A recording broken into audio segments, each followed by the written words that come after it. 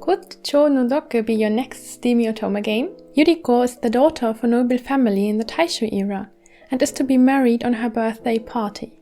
But this party is attacked and her father killed, bringing to light the huge pile of debts the family actually has. But a stranger comes to her rescue, offering to save the family if Yuriko is willing to marry him.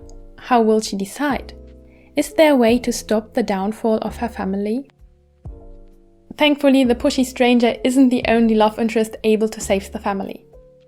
You can also fall in love with a childhood friend Hideo. A stern officer, he isn't the usual sweet childhood friend trope, you know, but he's stiff and seems unemotional. And the worst of all is that he is already engaged. Their route unfolds rather slowly compared to the others, as they, like so often, have to redefine their relationship and actually also have the most plot going on. Next we have the loyal butler Fujita, who has been with the family for ages and even taught Yuriko the piano when she was little. So yes, age gap coming in. He cares about her a lot, usually has a stern face and doesn't let his emotions show, which makes Yuriko more and more angry the more she wants to get to know him and the more she falls for him. And I enjoyed his route a lot. It started out as the normal sweet devoted butler route, but then developed a rather unusual and very interesting dynamic I haven't seen in that way before. And his strong build and fierce scenes earn him my most sexy award. You can also date your soft-spoken half-brother, Mizuhito, who is from the beginning a total siscon with mother issues, and totally smitten with his sweet sister, who he wants to protect and doesn't want to hand over. Yes, a creepily soft half-brother, what can I say? He treasures Yuriko a lot and wouldn't do anything to hurt her, but I sometimes have my difficulties warming up to these soft-type characters. But if you like an overprotective Inisan, you will be quite happy with him. My favorite character is Shiba, the pushy stranger pursuing Yuriko relentlessly, offering to pay off her family debts if she marries him, who seems at first sight like an indolent prick, to my very surprise turned out to be one of the sweetest characters. Though his behavior is not at all morally impeccable, but his motives turned out to be so sweet that I can forgive him some non-consensual scenes here and there. He was way too charming with his self-confident smile, captivating eyes and relentless seductions. So he's the true root in my heart. The actual true root though is Majima, the friendly gardener of the family. He also has been with the family for a long time and can be compared to being a childhood friend with Yuriko as well. Like all the boys, he cares for Yuriko from the beginning, but carries his fair share of secrets the story revolves around in the end.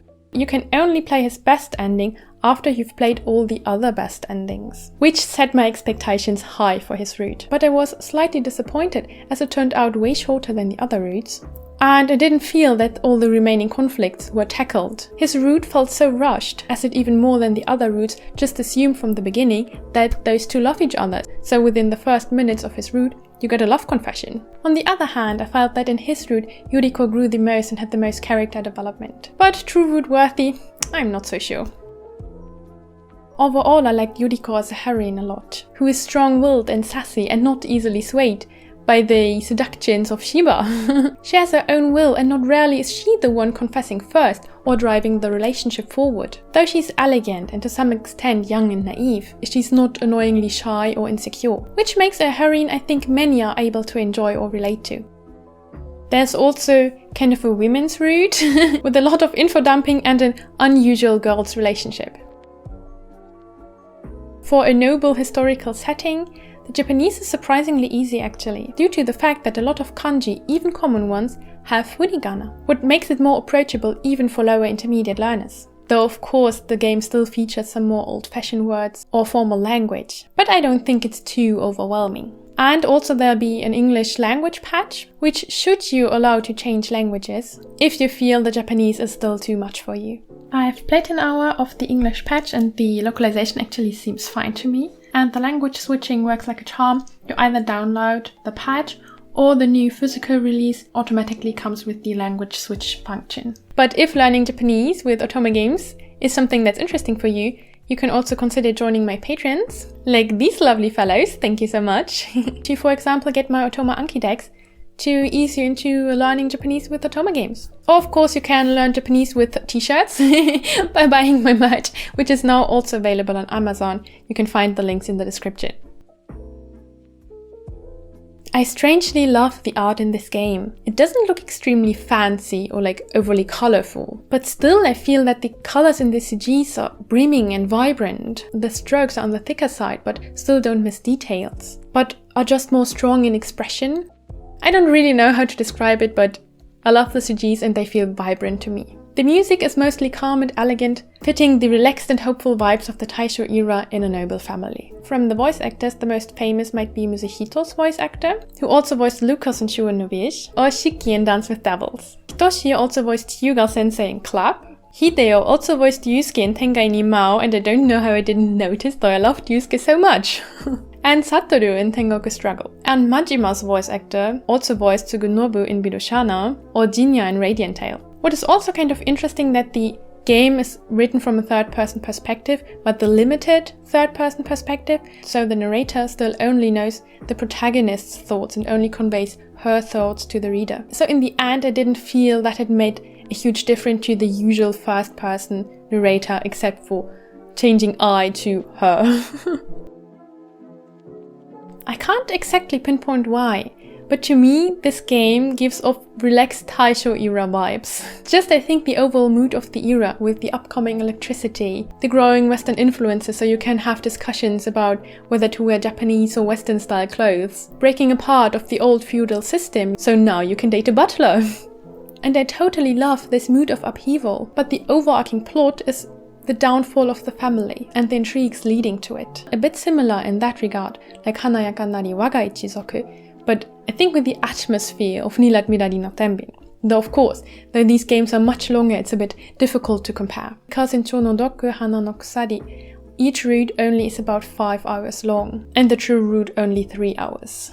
Still, I wouldn't say the stories were rushed, as long as you can accept that most characters are already kind of in love or have formed the strong affection towards her during the past years, which now transforms into love. When the characters are introduced in the short common route, it's already clear everyone loves Yuriko in their own way. They just have to realize it or add a sprinkle of romance here and there in order for their feelings to fully blossom. In that regard, I guess the romance is on the simpler side, but as I was able to accept that they already have a past together, it still didn't feel rushed to me. But if you don't like these kinds of games where from the beginning everyone is in love with the MC, it might seem unnatural to you. I said short common route, though technically half of the playthrough is common route, but with so many character scenes in between that I'd say only about 25% of a run are the shared common scenes and the rest are the character interactions. And though the common scenes revolve around the downfall of the family, and thus can be considered plot heavy, the character parts are strictly character driven, and solely about getting closer and figuring out their relationship.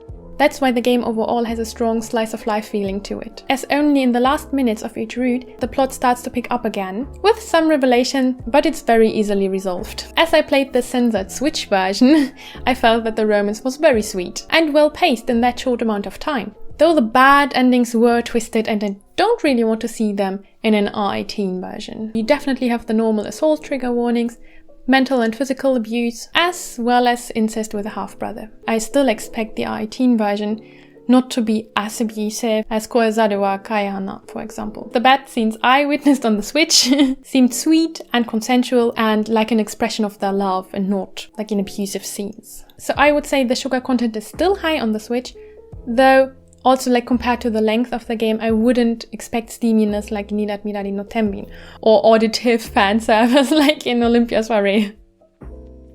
But overall, the game has a really nice mixture for me of a little family drama plot, sweet romance, with a bit of passion at the end, but all in a nice amount. The pacing is quick, yet not rushed, but rather keeps the story interesting all the time. The characters seemed likable and sweet, with a relatable, strong-willed protagonist. That said, I also think full price might be a bit too much to ask for a game that can be played in less than 30 hours, with actually only 4 proper routes. So you might want to wait for a sale.